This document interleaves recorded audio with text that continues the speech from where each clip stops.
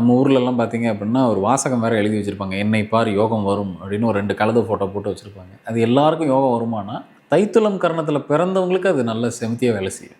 அவங்க வேலை செய்கிற இடத்துலையோ, இல்ல அவங்களோட ஷாப்ஸ்லயோ ஏதோ ஒரு இடத்துல அவங்க வச்சுட்டாங்க அப்படின்னா, தினசரி பார்த்துட்டாலே போதுமானது.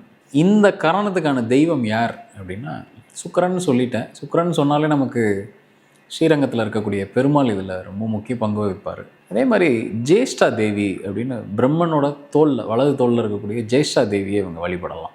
அதுவுமே உங்களுக்கு ஒரு பெரிய பக்கபலமாக அமையும். இருக்கிற தெய்வங்களுக்கெல்லாம் அக்கா யாருன்னா ஜேஷ்டா தேவி தான். பெருசாக வழிபாடு முறை வெளியில் கிடையாது.